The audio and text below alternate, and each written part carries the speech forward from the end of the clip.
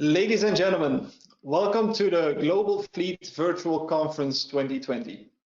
It's my pleasure to welcome you today to the Expert Meeting APAC, which we've organized together with the founding partners of the first Global Fleet Summit APAC, planned for December this year in Singapore.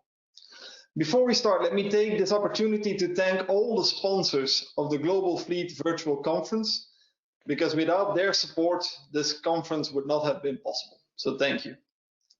Then we get to today's session around APAC. We see in all the surveys that we conduct within our global fleet community that the APAC region always comes out on top of the list when talking about complexity and the availability of international suppliers.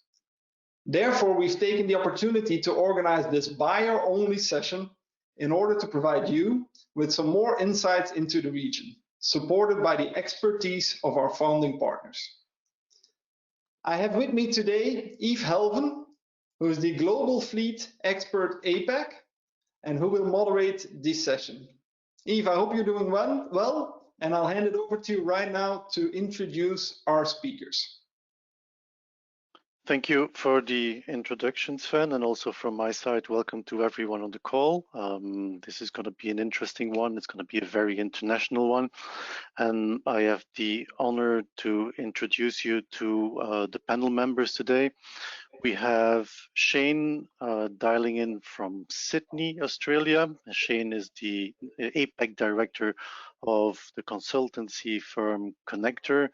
We have Deepak dialing in from Dallas. Deepak is the GM for Southeast Asia at Geotab. Then we have Jeremy dialing in from Paris. Jeremy is regional CCO at ALD Automotive. And finally, we have Pradeep, who is dialing in from Bangkok today. General Manager Asia and Oceania for Nissan Motor. Gentlemen, thank you so much for joining this workshop. Without further ado, we're going to start the presentations, and I have the honor to introduce Shane, or invite Shane to share with us Connector's view on the APAC market. Shane, please take it away. Thanks, Yves, for that introduction. And welcome everybody to the Global Fleet APAC Expert webinar. I've lived and worked in Asia for about 20 years, including a 5-year stint in Tokyo that ended a couple of years back. And my job here is to give you a sort of 5 or 10 minute summary of Asia, which I have to say is a bit daunting. It kind of puts me in mind of Monty Python's summarised Proust competition, where the contestants have 15 seconds to summarise all 7 volumes of Proust's masterwork. Nonetheless, I'll give it a try. So first off, Asia is big, like it's really, really big. What you're seeing on the screen now represents about 2/3 of the world's population. So if we were to split Asia into 5 equal groups, each one of those groups would have a larger population than all of Europe. It's that big. For the purposes of this brief discussion, I've split Asia into Southeast Asia, East Asia, South Asia.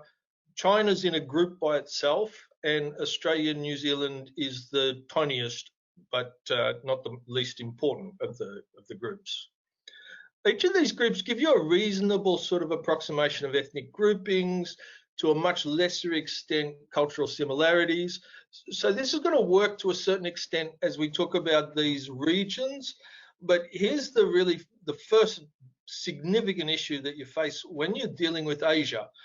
And that's that these are all sovereign countries and that have their own legislation and their own regulations and their own special conditions. So it means that even when there are cultural similarities between countries, you still need to be aware of the issues on the ground that'll affect how your fleet might be managed or structured. And the second really significant issue when we try to deal with these sort of regions of Asia is that there's some dramatic differences even within the regions. So if we look at the Southeast Asia group as an example, there's Singapore there with a per capita GDP of about $100,000 and Cambodia in the same group about $4,000 per capita GDP. So they're quite different sorts of countries that we're dealing with. Now, if we zoom in just a little, and what I'm showing you here now is just some basic details for each of the regions. Really, all I'm trying to do is to set the scene for some of the experts that will be speaking a little bit later in the webinar. So keep in mind that as we look at these, I'm talking about regions, there are going to be country differences. When we look at, say, Southeast Asia and South Asia, for fleet, they remain fairly underdeveloped. China's a bit of an odd case because of local partner preferences, but the South Asia, Southeast Asia, probably lagging behind a little bit in fleet sophistication. When you look at East Asia, and that's Japan, Korea, and Taiwan, and then Australia and New Zealand, both of those have got quite mature fleet industries, and they're probably the areas that would be most similar to Europe, where I understand most of our guests are from. But even here, there's some really big differences. In Australia, for example, salary sacrifice vehicles or benefit vehicles make up a huge part of the corporate fleet, and driver choice plays an enormous role in vehicle selection. And many of the in Australia, many of those sort of salary sacrifices are facilitated with what we call a novated lease, which is not common in a lot of other parts of the world. Novated lease is a kind of three-party lease that involves the lessor, the employer, and the employee. Now, Japan, on the other hand, a very mature market, a very sophisticated fleet market, but benefit vehicles are almost unknown. That's partly due to regulatory environments, partly due to some historical preferences, but benefit vehicles are almost unknown. All across the region, leasing is developing, but it's developing in different ways and sometimes with special peculiarities. In South Korea, as just another example, vehicles that would perhaps usually be leased in other parts of the world are on what's known as long-term rental arrangements for tax reasons.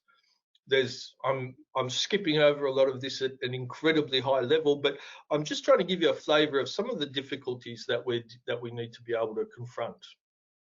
Now, mobility is one area where Southeast Asia and perhaps China lead the pack or lead the group of these regions. In both cases, you've got very densely populated cities and inexpensive labour, and it makes micro-mobility viable in a way that it wouldn't be in Australia, for example. And an area to watch, I think, will be the development of further mobility in India. For economic and demographic reasons, it should work well, but there are some regulatory issues that are holding mobility back a little bit in India. And then in economic terms, in economic terms, the region as a whole is growing well. China's rise has been very well documented. Perhaps less well understood is the influence of some of the ASEAN nations, the Southeast Asian nations, particularly Vietnam and Thailand. In terms of the auto industry, China is now the largest manufacturer of cars in the world and has been for a little while. And I expect that to continue for some time. Much of the manufacture at the moment in China is with domestic branding, but that's going to change too. In Japan's case, the auto industry is very strong and supported by the government, and Thailand has become a bit of a hub now for very large plants manufacturing, mainly for Japanese brands. In recent years, though, this has included BMW, Mercedes, and those sorts of businesses. In fact, some of the Chinese brands are now manufacturing in Thailand as well. Thailand is the 12th largest producer of cars in the world, so it's not a small producer, it's a good-sized producer. In terms of the corona effect, there is also a disparity, although I think it would be fair to say that none of the countries in Asia have been affected as much as the hardest hit countries in Europe. In Australia, for example, the outbreak was very well controlled. And across most of Asia, the impact's been lessened by some fairly speedy action in many cases, authoritarian government has proven to be a benefit. And the other thing perhaps is the cultural normality of mask wearing in Asia has, I think, helped matters. Of interest here, over the last few days, we've had some reports of a second wave in China, and I'll be curious to see how that plays out. So, for the fleet manager, what are the big issues? The first big issue in Asia is the supply chain. In many Asian countries, this can end up being a very piecemeal approach with very little consolidation of supply. In Southeast Asia, for example, limited dealership coverage often means that you need to source servicing and repairs from independent suppliers. For a fleet manager, this can be a nightmare when you're dealing in a language you don't know with vendors that don't have clear credentials. The second issue is the localized requirements. I mentioned before a scenario in Korea where vehicles are signed on a long-term rental rather than a lease. There's a distinction between those. In Japan, there's also requirements for specialized inspections called shaken. I'm sure many of the people on this call would be very familiar with that. And in Indonesia, for example, it's very easy to underestimate the physical size of the country. It's huge. While it might look like a clump of small islands when you look at the map, it's an enormous country, and establishing vendors in the right locations can be a nightmare. A lot of it is very, very remote. And finally, there's the cultural complexity. It's all too easy to see business in one part of Asia and then try and roll that out across the region. Many parts of Asia have quite complex traditions around business, and whilst as an outsider you'll generally be forgiven for getting business traditions wrong, getting them right is a really great way to establish some strong relationships. So it's often worthwhile to take time to understand local cultural considerations. And last of all, just some tips for the fleet manager. And the top tip that I probably should have had on here but didn't was to pay very close attention to the people that are going to talk after me.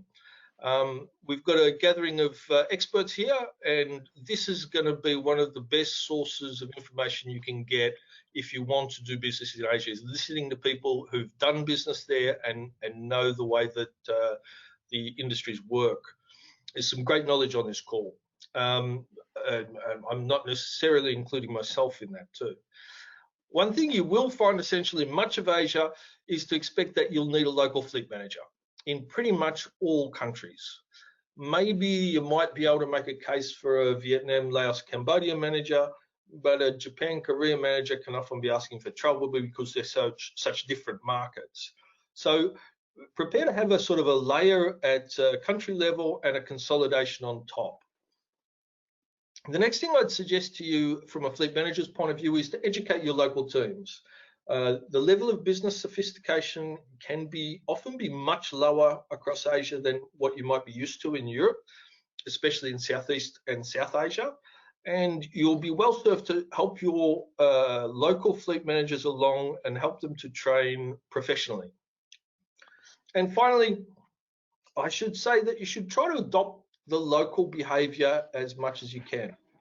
One of the worst things you can do coming to Asian countries is trying to import all of your home country solutions, holus, and just implementing come what may. It won't work, and it'll often annoy the local too. So that's it from me. I'll be staying on to the end of the call. If there's any questions, you can ask questions on the app, and if you'd like to reach out afterwards, please feel free. Thank you, Eve.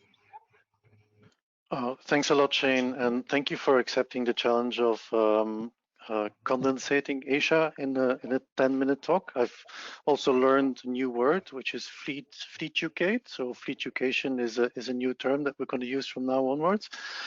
Like Shane mentioned, there's a possibility for the audience to interact with the panel members, and that happens with the chat function that you will find in the control box of this webinar. So the idea is pretty simple. Just type in your questions. I will read the questions and I will revert to the experts at the end of the presentation. Now I want to hand over to Deepak from Geotab. who's going to tell us a little bit more about telematics, I hope. Deepak, please go ahead. Thank you. Like you mentioned in the introduction, I'm the GM for Southeast Asia for Geotab. Geotab is a world leader in connected vehicle solutions. We are basically an engineering company and a product company that focuses on building analytics, fleet management, and IoT solutions. And we have over 40,000 customers, 2 million vehicle subscriptions growing daily. We recently got ranked as the #1 telematics company in the world by ABI Research. Right? If we can move to the next slide. And typically, telematics companies often offer aftermarket solutions, but where we differ is we work closely with OEMs, and here's an example of who all we're working with, and we are slowly but surely and adding on to this portfolio. I mean, I wouldn't say slowly, but given our the way we are partnering with OEMs, we are adding this portfolio of OEMs and working with their manufacturing facilities and so on and so forth. Moving to the next slide, apart from having our own products and solutions, we also have something called a marketplace with over 200 solutions. These 200 solutions often compete with our own products, but we are completely okay with that because our focus is ensuring that the customers have the best product for their needs, germane and pertinent to their needs, whether it is geographic specific or whether it is a use case specific. And we typically go to our customers through resellers. It allows us to kind of focus on product innovation and going to the market in a more mature kind of a way. And what happens is the resellers give us a great pulse on the pain points of the customers. If we can move to the next slide. And this allows us to create products and solutions in about 6 pillars, as we call it, whether it is a productivity in terms of customer service times, optimization with fuel efficiency, collision notification, accident reports in terms of safety, compliance, and such. But the last and the more key pillar for us is also sustainability. We are among the very few telematics companies that has built an entire portfolio of electric vehicles. As fleets are thinking about adding electric vehicles to their portfolio, we are building solutions. For example, there is a solution called an evaluation tool, which basically allows you to figure out what portion and which portion of your fleet can potentially be electric vehicles, so that you can operate your fleet in a more efficient fashion. If you move to the next slide, right? As you're thinking now, bringing it all back to Asia Pacific, there are Shane mentioned the nuances of how fleets and countries and regions operate in the region, but there are a lot of tailwinds or forces that are driving telecommunications, technology, and telematics adoption for the region.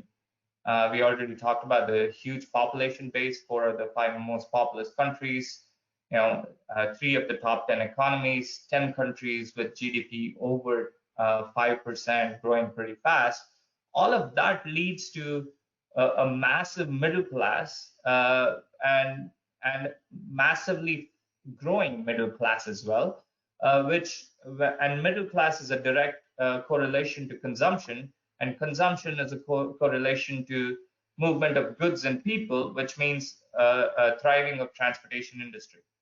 And then if you add the congestion, right, 6 of the top 10 cities in Asia are among the most congested, and Jakarta sneaks in at 11. So 7 out of the 11 most traffic congested cities are in the region, right?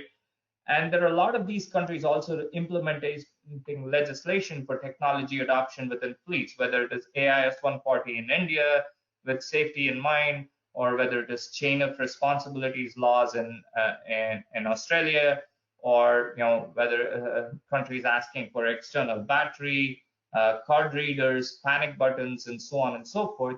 Countries are looking from a legislative perspective how they can kind of bring technology to bear so that vehicles can operate in a more efficient and a safe fashion. If you can move to the next slide.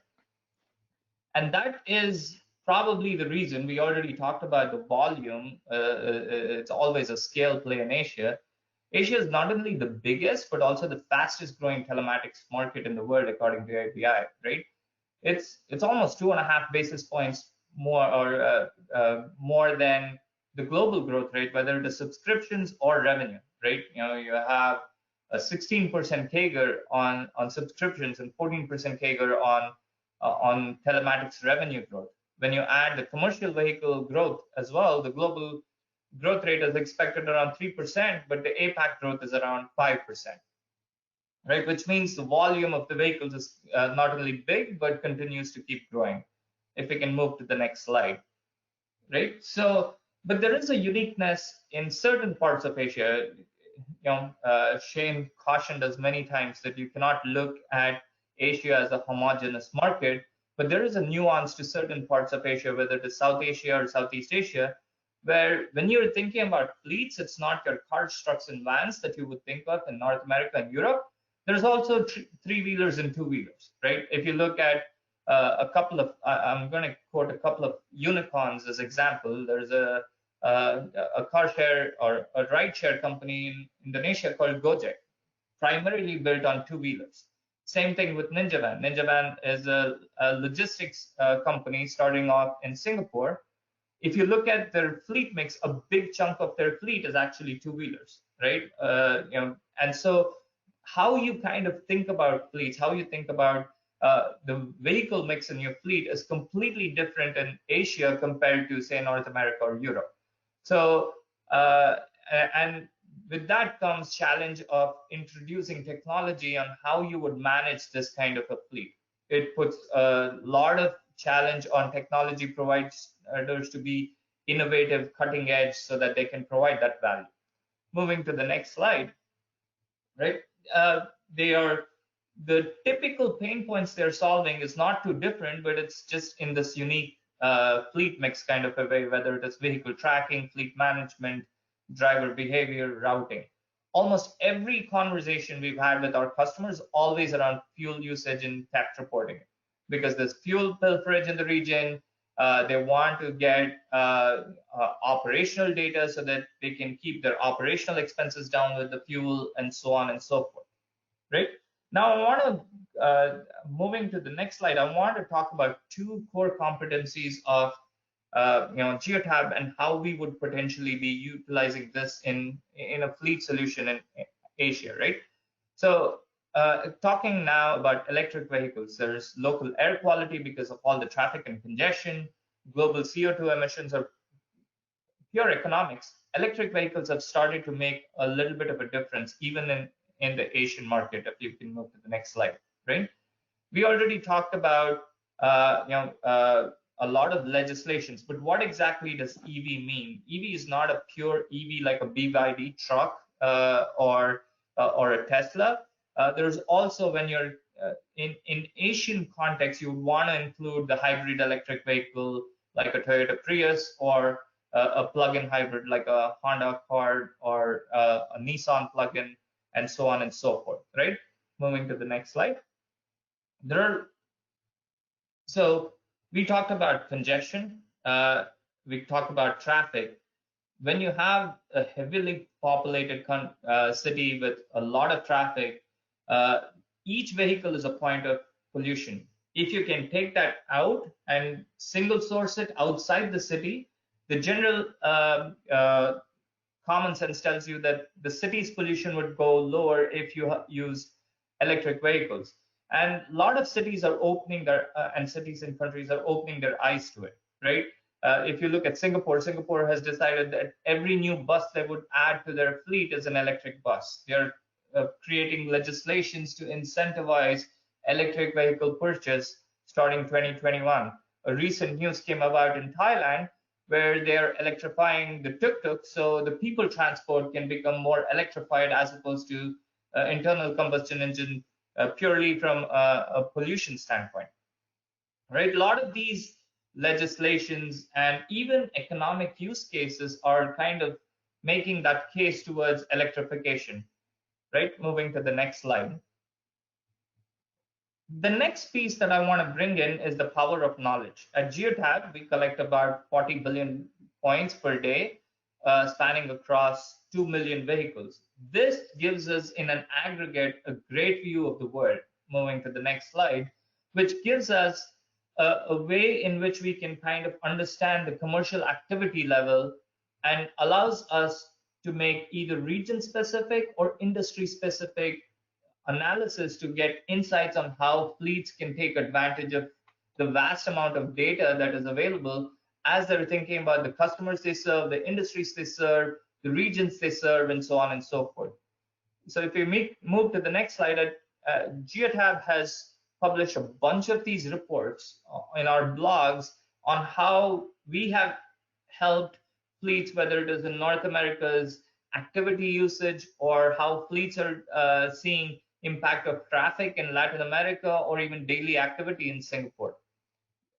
Next slide.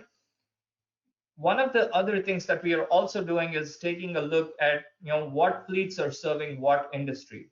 What kind of a recovery is the energy and utilities making? What kind of a recovery is manufacturing making? What is the impact of COVID on consumer services? So this kind of an intelligence allows us to educate fleets to kind of create their own strategy as they're building not only their fleets in terms of what kind of vehicles, but also what kind of industries they're serving, because they can then keep in mind saying, hey, these are the industries that would have a negative correlation to this impact, and so on and so forth. Now, all said and done, we believe that not only it is imperative that we build products, it is imperative that we educate our fleet and how they are making purchasing decisions, but also providing them intelligence in how we can give them insights into where they would play in the industries and such. That said, thank you for the time. We will obviously stay on to answer any more questions you may have. Thanks a lot, Deepak, for this very interesting presentation. And once again, respect for getting up so early. For the people in the call, just for your information, Deepak got up at 3 o'clock in the morning to start presenting at 4 in the morning. So big hands for Deepak. We're moving now to Jeremy, who's dialing in at a more comfortable timing. Dialing in from Paris in Europe. Jeremy, I think you've got a lot of things to announce with regards to the presence of ALD in Asia. So I'm going to hand over to you now. Correct. Thank you very much, Yves. And thank you for the first introductions to this. It's been interesting because we have mentioned a lot of diversity in these markets. And in order to put things into perspective, I've come up with some numbers here on this first slide that will help us assess what's at stake here in terms of the maturity of the countries. This is critical when you're looking at Asia. And one of the key indicators here is the life expectancy that you can see here is very, very different from country to country and gives you a good sense of the maturity of the countries we're looking at. Direct correlation with this is the GDP growth and the wage growth. Why have I selected those two indicators? It's because they have a direct impact on our automotive and leasing business, because the fastest the GDP growth and the wage growth is, the faster our automotive and leasing industry will grow. As you can see, this is very diverse and is anti-correlated with life expectancy in the region. I've come up with a couple of, I'd say, usual suspects, and I've put up somewhat of a benchmark indicator with France that is close to what we tend to know better in terms of the automotive and leasing landscape. So when we now look at the a little bit deeper into the automotive landscape, you see the very famous abbreviation full service leasing or full operating leasing or closed end leasing, which is the core product that we see across Europe. What you see here is, first of all, it's quite diverse across the countries. And second, you see that the less mature countries tend to have a low penetration of full service leasing in their markets. Secondly, you see that all these markets tend to grow at a high pace across APAC, across Southeast Asia, and you see that this trend of moving from buying to leasing is even faster in countries like France, where the growth has been of 8% of the leasing market overall in 2019. When you look at OEMs, and Pradeep's going to talk to us afterwards about Nissan, you see that you have a lot of local players, and this is very unusual. We're not used to this, so seeing people like Maruti Suzuki with a 50% market share in India, or people in Malaysia with Perodua that holds 44% of the market. And that, of course, creates a lot more complexity when you're trying to assess TCO costs and who are the best OEMs in the region to deal with. And then when you look at the split, which is an interesting piece of data to know where the market is it a market of passenger vehicles, or is it a market of vans and pickups? You see that once again, it's quite scattered, and it's very difficult to go to a conclusion here. So all these numbers say here is that we're looking at something that's extremely exciting, that's fascinating, I'd say. Asia is extremely diverse, and it also adds a layer of complexity and difficulty to manage your fleet in the Asian market. And if you change slides, please, Celine, and you now add a layer of complexity due to, first, regulations in the countries, and Shane did mention that countries are quite sovereign and have their own regulation, which has a bit of complexity again on this, and the lack of local or global or regional players in Asia and Southeast Asia. You end up in a situation where you have your full service leasing that is competing against the various funding mechanisms, and I've separated that on the left side. And they're also competing against shared mobility services that are very present in the region. First, if you look at the full service leasing market, you see that it's competing against various funding and not funding schemes. We see a lot of very large global corporates still buying a lot in the region or offering cash allowances to their drivers. I tried to put some numbers on this. It's extremely difficult to get a consolidated view, but we know that buying and allowances is still very, very large. Then when you move into funding the fleet vehicles, you see that there's still a competition derived from finance lease that you will see in many markets, novated lease that you will see essentially in Australia. And then in terms of the services that are provided on top of these lease vehicles, you'll see a very high level of requirements from our customers in terms of the outsourcing. They will want fully outsourced fleets, and they will, in certain instances, also want driver services to be associated to the lease, things that you see, for instance, in China, where you tend to lease a vehicle with a chauffeur or a driver. When you have this internal competition, and then you have this, what I would call more of an external competition, which is that leasing or buying or allowances, whatever you call it, is going to compete against shared mobility services, essentially for two reasons. The first one is because of the low penetration of passenger vehicle ownership in Asia, and second, the lack of public transportation that you will find across Asia. And of course, you can mention, Bangkok or Singapore or Kuala Lumpur. They have excellent transportation systems, but this is in town and is not spread out equally across the markets. So you have an abundant amount of shared mobility services that are usually relatively well priced, good quality, and they're very well accepted and valued by the consumers in those markets. And the first one is around ride hailing, which is absolutely immense in the region. In the likes, we all heard of DD GoCar, sorry, not GoCar, Grab in Southeast Asia, that is huge.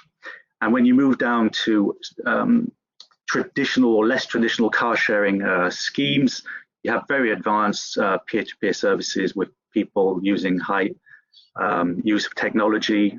They can start their cars with their mobile phones. There's a lot less resistance to what we tend to see in Europe in those areas. and then bike sharing, micro mobility or hyper mobility solutions that you'll find across Asia in various cities. And then the famous, if you can say, ride sharing, but not uncommon at all to see vans or pickups across Asian roads, picking up people at one point and dropping off a little bit further down the road. So this, in fact, leads us to somewhat of an imbalance of our traditional beliefs around how we operate a global fleet, and I think it makes things a lot more difficult for you, so global fleet leaders, global sourcing people.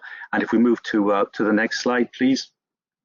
I've put on the left here something that could look like your, say, traditional stakeholdering map, where in your sourcing job you reconcile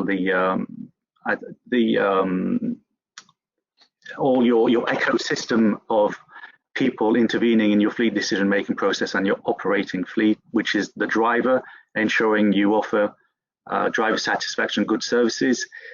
Very important, health and safety is something that's been, I think, mastered in Europe and South America by global fleets. HR communities, ensuring that you have your HR policy in place and applied. CSI, it's all around sustainability and how you can operate a greener fleet, and keeping your finance people happy by having a competitive fleet running at a good cost. While on the other side, if you look at Asia today, it's extremely complicated to have any spend control, not even mentioning consolidation. Having a policy is one thing, global policy, we struggle across Europe to get this done, but it's even more difficult down there, and talking about compliance with policy is difficult. All the sourcing benefits that you can capture and you can identify across Europe or America or Latin America, you can monetize in terms of the good work that you're doing. There, it's a lot more difficult. You can't benefit from an innovation in the markets because it's difficult to scale up. Health and safety is difficult. Sustainability, the offer in the market is scattered as well in terms of the vehicles. And the last one I kept for last is around transparency, as pricing is by essence in those markets less transparent to what we're used to have and what we see across Europe and the rest of the world.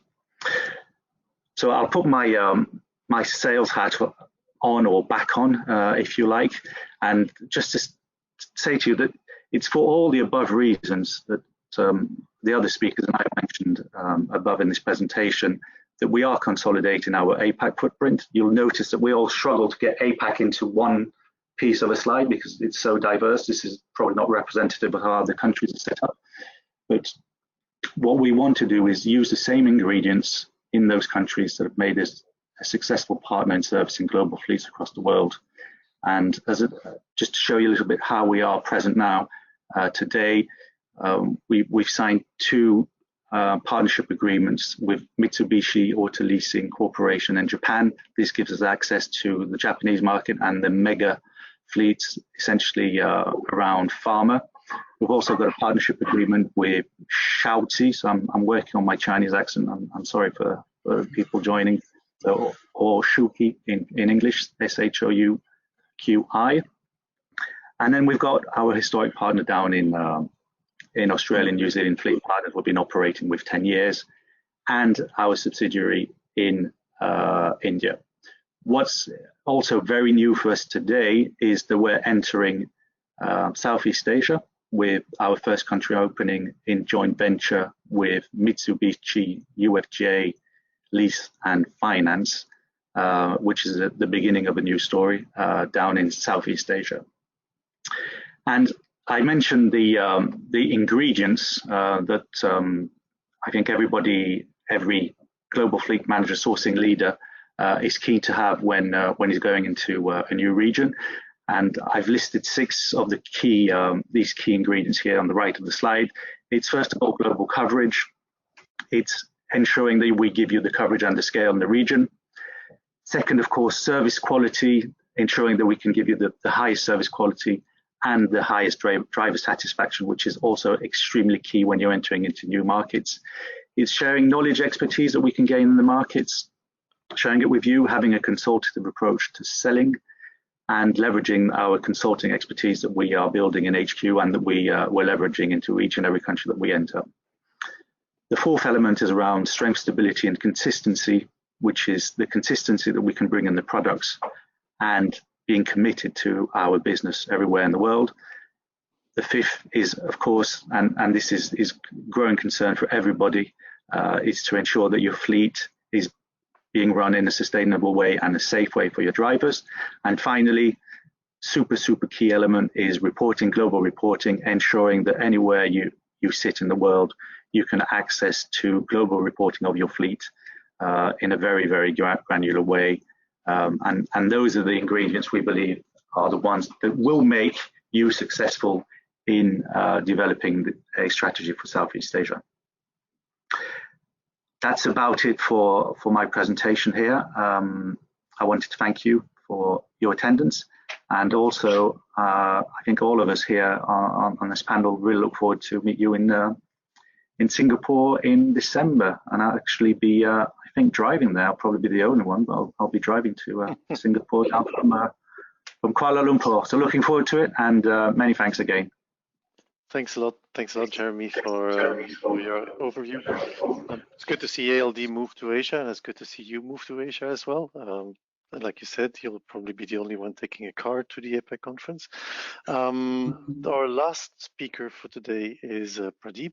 Pradeep is representing one of the pillars of Japanese car manufacturing, Nissan, and I'm going to hand over to Pradeep right now.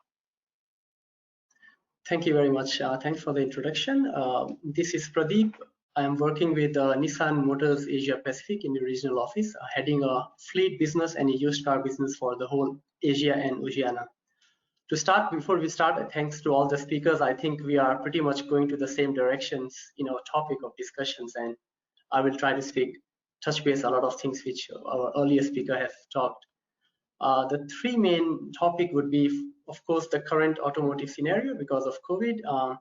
Then we'll be talking about OEM landscape, the changing dynamics, how as an OEM we have to adapt to that. And at the end, which is my favorite part, is what to consider when a buyer is selecting a supplier. And we go to the next slide.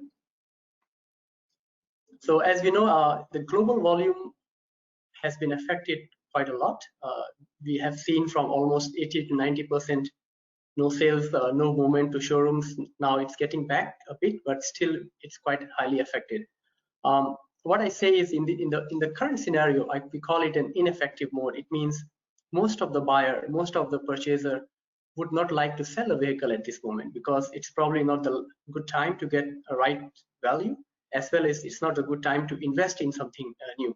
So what will happen is that the leasing terms would be extended, the rental terms would be extended. If a company owns a vehicle, they would probably keep it more before the whole phase changes to a effective mode.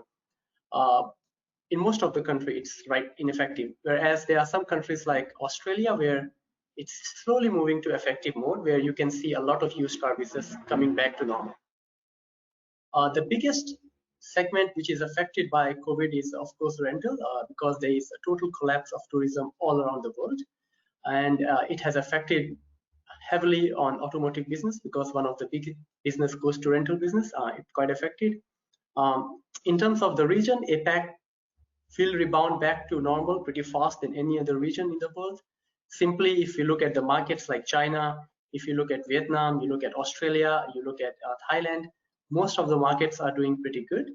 And they have controlled the COVID quite well, and the local consumption is pretty high, which means it's highly possible they will be back to normal pretty soon in another region. If you move to other slides, please. In terms of OEM landscape, here I would like to talk more about how as an OEM we have to adapt to changing dynamics of the customer. So firstly, there is a lot of changes happening in technology in terms of vehicles. So because of course the customer requirement is changing, their behaviors are changing. So for example, if we talk about 15 years back, if we launch a model, we can go on with that model for next 10, 15 years by making small changes. That's not going to happen now. It means you will see a much faster change of models in 3 or 4 year span because we have to keep up with the changing dynamics, the technology changes, the requirement of customers. A very good example is Apple CarPlay is a very popular requirement now with most of the fleet customers, and to adapt that, you have to change things. So we'll see a lot of new models coming up in the coming years by every OEM. There is a big shift to renewable energy, a big shift to EV. Our speakers talked about that, and a lot of government in these regions are investing in that by giving a tax-free preference. They are trying to invite companies to invest in EV facilities, so a customer can get more affordable EV vehicles. Right now, it's quite expensive, but with having the tax benefits and all of the benefits, the vehicle price will get cheaper. A very, very big focus on mobility and connectivity, which I will talk in going forward in next slides, is happening by all OEMs. And there is a change of behavior coming from a customer who wants to own a vehicle to leasing, rental, and subscription. I will give you a simple example. Last year I was in Sydney, and we were having this dinner, and one of the newly graduate who's just joined his work, and we were talking, and suddenly he says, "Why should I own a vehicle? I want to change my vehicle every month. I want to change every 2 weeks. So why should I own a vehicle? I don't think so a new generation is going to buy." So it sets a very good tone of what the new generation are looking at, and that's how the OEM will have to adapt. So if you look at the left-hand side, the traditional way is we are selling vehicles, we are making service, or probably we are leasing the vehicles. That's a very traditional way. Things are changing globally a lot towards mobility as a service. So you have car sharing, you have car hailings, a lot of things, new ideas coming. Example, you have a subscription-based vehicle usage you can do, which Volvo is doing. A lot of services are coming, which is done by third party. Now, as an OEM, we will have to make sure that we adapt to that. Of course, working with a third party as a partner.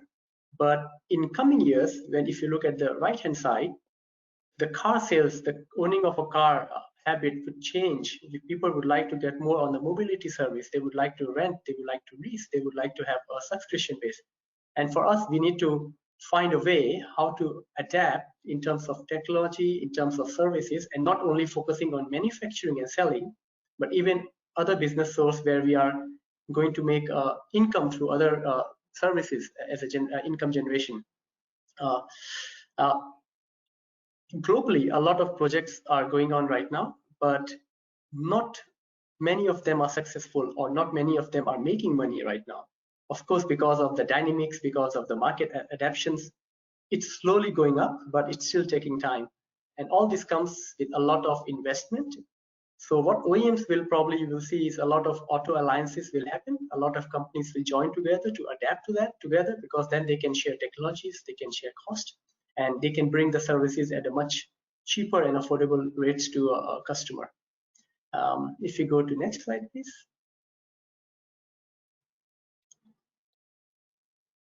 Now, as a buyer, when you are selecting a supplier for yourself, there are a few points which I can always share. Definitely, the product, price, and delivery is very generic, which every buyers would like to look at. Secondly is because if you are taking care of your global procurement, if you're taking care of your regional procurement, where you have to deal with multi-countries, where you have to deal with multi-culture, it's pretty tough, because as a buyer, you would be contacting to many people, getting your products, pricing, and everything. There are companies, there are OEMs who are giving you a global and regional hub procurement. It means you contact one person, and that person will then alliance with all their markets and give you a one window solution, which is an ease of business rather than you going to 20, 30 markets. Explore long-term agreements. It means if you know that you have a particular set of vehicle requirements for the next few years, rather than having a tender or procurement process for every lot, you can go for a long-term agreements where you set durations of 1 year or even 3 years. You set the specs, you set the price, so every time you can go as a window shopping and pick up and buy from that long-term agreement pricing. It saves a lot of time, it saves a lot of cost, and then when you're looking at a accumulative volume for a few years, you can get a volume benefits from your suppliers. Central billing systems in each of the markets where you have operating in different locations.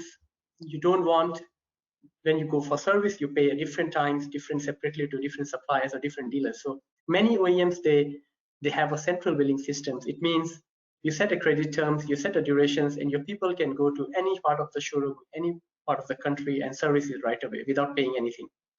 And that bills collectively goes to the head office of OEM, which charges to your company. So it saves a lot of time where you have to register for different suppliers, you have to make different payments. It saves a lot of time.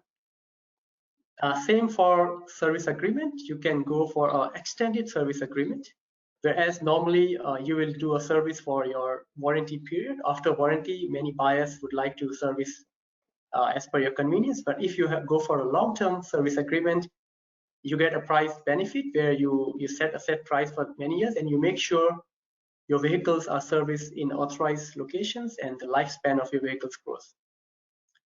Same applies for extended warranty. It's always good, and most of the OEMs always offer an extended warranty because it saves you a hassle. You know, if your original warranty period is finished, you can extend, and you make sure that even if you run for 4 or 5 years, you have a backup on all the returns.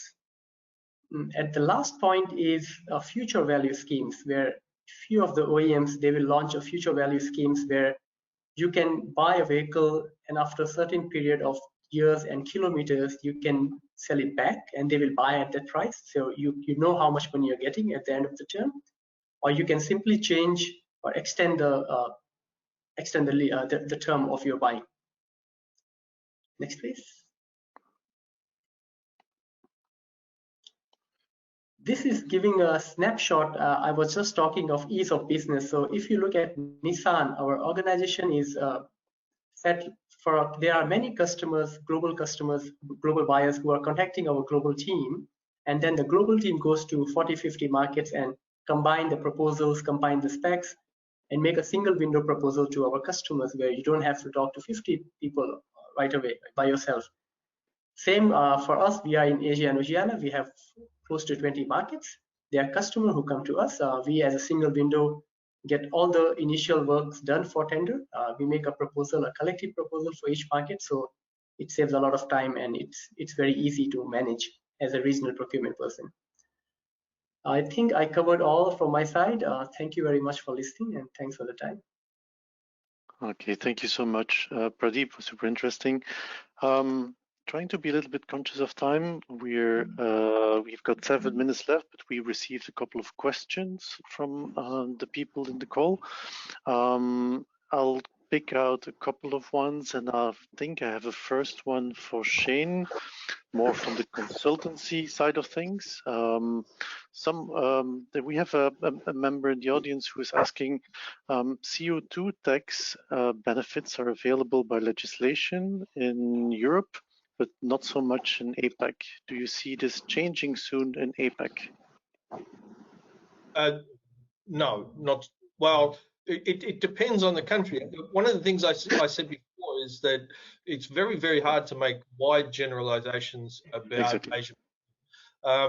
In countries like Japan, for example, there are moves afoot to incorporate CO2 into taxation. In Australia, it's not on the immediate horizon, and to be honest, not certain. So the short answer is there's no widespread movement for that to become the norm across the region. Mm-hmm. Okay, thank you so much. Then we have a question for Pradeep. Pradeep, this is about vehicle availability. So this is, I think, someone from Europe or from the US who is saying, we have supply issues in our region.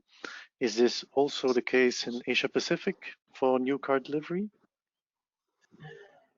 Thanks for the question. For Europe and US, of course, I'm not the right person, but in Asia, it depends on certain models, you know, where we have to import certain parts from other markets, and depending on regulations, taxations, it delays. But most of the time, most of the model, we are fine. But if it's an initial, very new model lineup, for initial few months, yes, we do face some delays sometimes. Okay, thank you so much. A question for Jeremy. The products that you will be offering through the partnerships in Asia, will those be products that are familiar to the European and or the US client?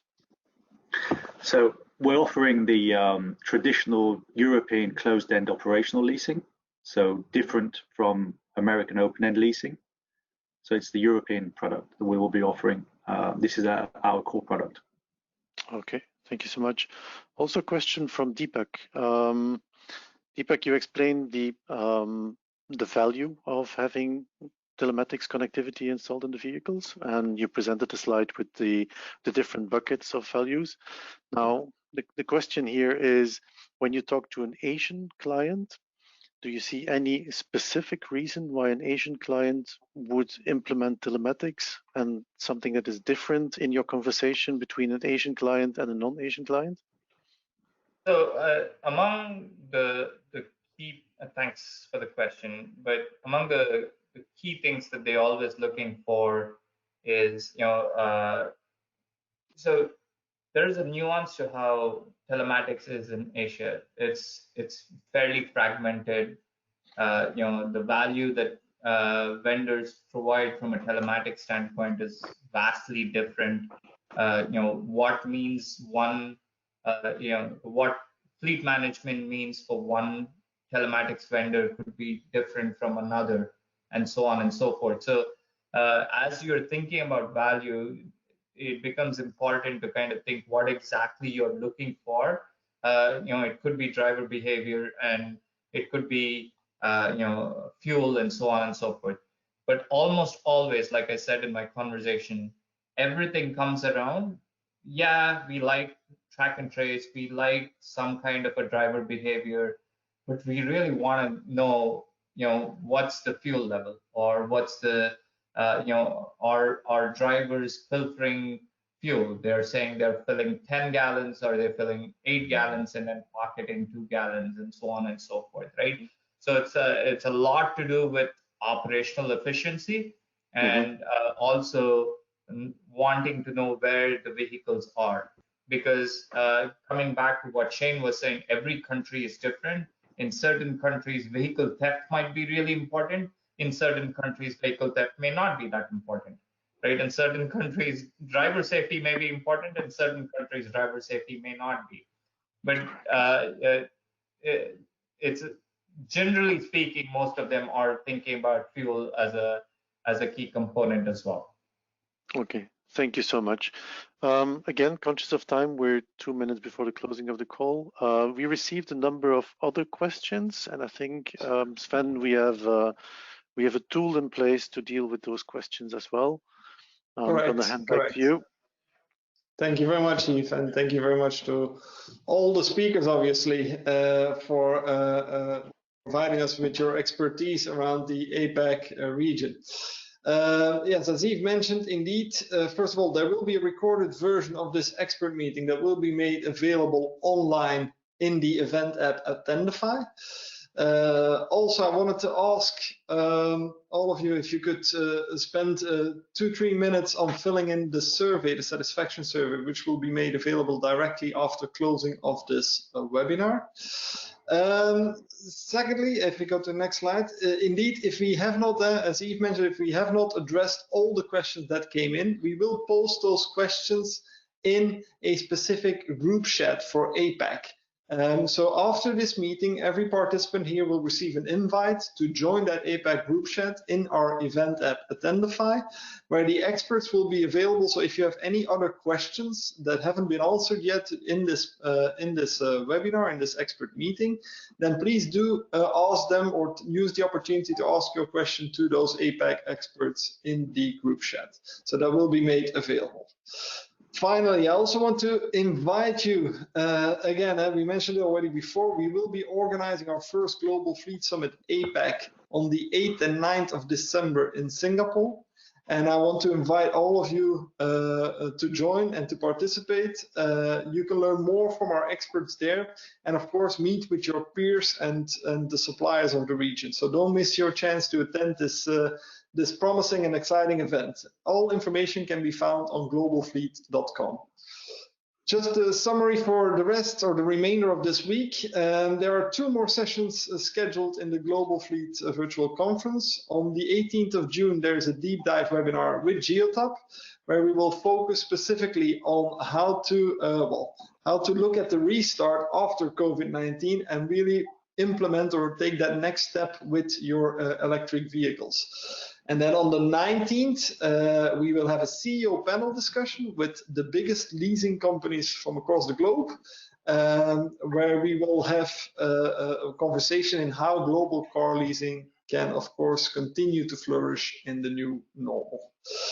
I want to thank again all our sponsors for supporting this event. And of course, again, thank you to all our speakers for their expert insights. And to the audience, I hope you liked this session. And I'm looking forward to meet up with you again in our event app or, of course, at one of the following sessions. Thank you very much and bye-bye.